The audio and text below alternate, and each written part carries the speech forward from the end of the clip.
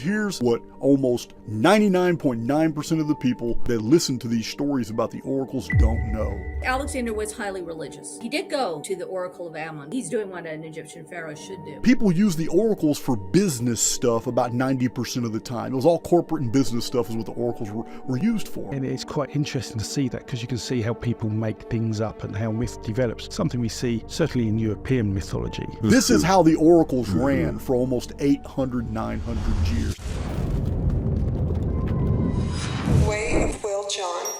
When it comes to the oracles, from the oracles in Egypt, the ancient oracles of Ionia, Dodona, Didyma, in Greece, Delphi, we have these ancient oracles, and yes, they did take their females from northern Egypt. Northern Egypt provided the oracular priestesses. This gave them a foreign element, something that people in Greece would have been very impressed with. Oh, here's a chick from northern Africa, her accent is different, she looks slightly different, there's a mystique about her, she wasn't allowed to engage with the general public, she lived in a lap of luxury in the temple complex. Yes, what you're saying is true. The drugs were used, the females were real, but all that was staging. The ships were all over the Mediterranean world. In the ancient world, all news traveled by ship. It was the fastest thing. It only took you 23 days to get on a ship from Jerusalem to Rome. It didn't take long. It took 3 days to go from Rome to Carthage. News traveled super fast. Ships were fast.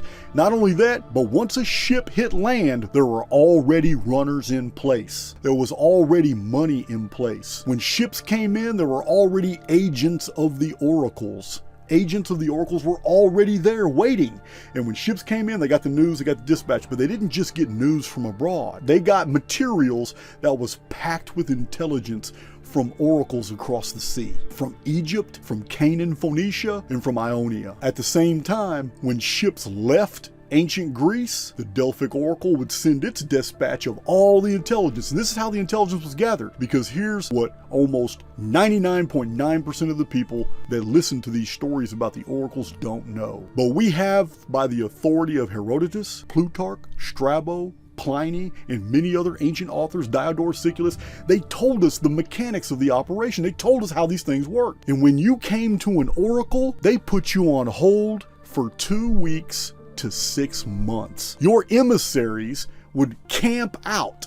Every single oracle had these campgrounds, and you would camp out because you never knew. You never knew when you were going to be summoned into the temple of the oracle. It could be 2 weeks, it could be 2 months. If you went to the oracle of Dodona in Ionia, you went to that oracle and you said, hey, I'm doing business with somebody in 𝗏𝗏𝗀𝗀. I'm doing business with somebody in 𝗏𝗏𝗀𝗀. He's already sent me 2 payments, but he owes me 2 more payments. I don't know if I want to send him the whole fleet. He's demanding the whole fleet of ships. He's only paid me half. I really don't know, but I need this money. I need to know if he's a trustworthy guy, whatever. So people use the oracles for business stuff about 90% of the time. It was all corporate and business stuff is what the oracles were used for. So the oracle of Dodona would take this information from the person and say, we will have your answer. As soon as a Pythoness receives word from Apollo, we will have your answer. They would give their gifts to the oracle and they would camp. And sometimes they'd be there 2 weeks, sometimes they would be there 6 months, but it only took 20 days to get word to 𝗏𝗏𝗀𝗀 and to the oracle at 𝗏𝗏𝗀𝗀.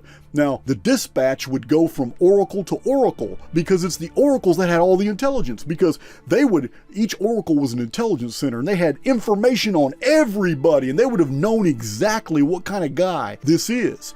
And if not, they would have put the information out there. They would have sent runners out to ask their agents in 𝗏𝗏𝗀𝗀, hey, this dude right here is in a business arrangement trying to buy these ships over here. What's his business history? What's his finances look like right now? Does it look like he's able to pay this guy? He's making demands.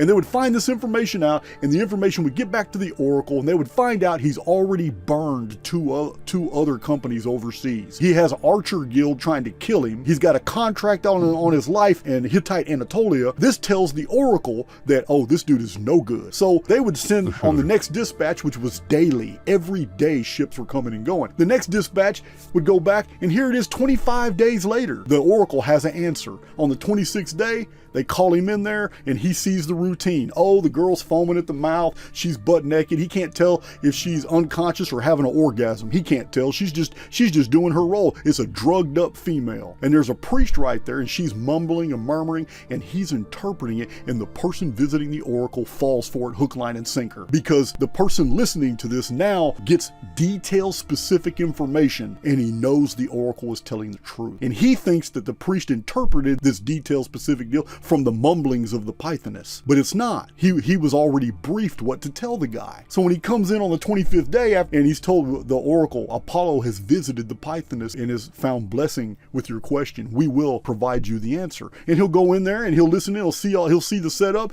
and he'll hear, this is the full guy. Here's his first name, middle name, last name. Here's who he's married to. They would overwhelm him with correct information so that when they slipped in, the pythoness sees empty coffers. It just gives him a riddle, gives him a whole riddle that's easy to interpret, that makes it sound like it's coming to Apollo, but he gets the gist. And the gist is you lost that 50% of the money you sent to him because he's dishonorable and he has no intention of fulfilling his contract, and do not send him those ships. You will be burned. This is how the oracles ran for almost 800, 900 years. They were intelligence operations.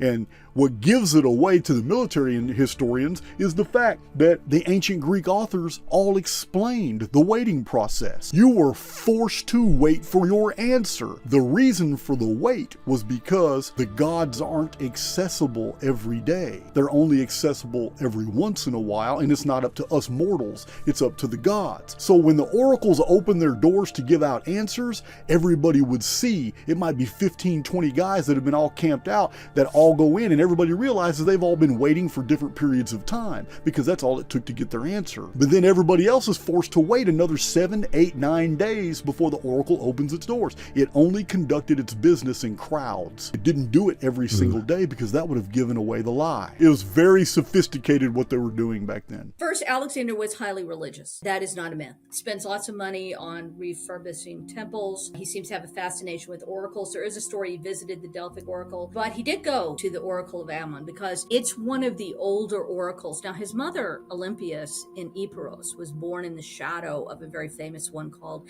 the Oracle of Dodona. And Dodona and 𝗤𝗂𝗯𝘀𝗁, which is the Oracle of Ammon, actually in the ancient mind had ties. They didn't really, but it doesn't matter. The Greeks love making up these stories. So when he got to Egypt, Heracles had been there, Perseus had been there. Of course, I got to go there too. So he tromps off through the desert. Theoretically, one of the odder things he did on campaign, but again, showing you his emphasis on religion. Every Egyptian pharaoh was supposed to go to Ammon's oracle and present themselves. He's doing what an Egyptian pharaoh should do. So he goes out there to hear this oracle, and there's this story, this persistent story that he's the son of a god. One, he ain't Jesus, okay? That is not what they meant by that. He's equating himself to like Heracles. We hear so much about Alexander being Achilles. Oh no, Heracles is mentioned twice as much or more in the sources than Achilles is, as Alexander's, model and who he's competing with. So the fact that Heracles went there, the fact that Heracles is the son of Zeus, this is really the model he's doing. He's not necessarily rejecting Philip, but trying to get into the ancient Greek mindset is so different from ours and how they understood the gods. I'm familiar with some aspects of the oracles, and it's quite interesting because there are some statues made outside Delphi with plaques on them that say the diction that was made. And it's quite interesting to see that because you can see how people make things up and how myth develops just by looking at some of the stories on these. It's an interesting aspect of that. The whole point of having a virgin, in effect like a controlled priestess almost, is again something we see certainly in European mythology, where it's thought that women made better sort of connections to the divine compared to men.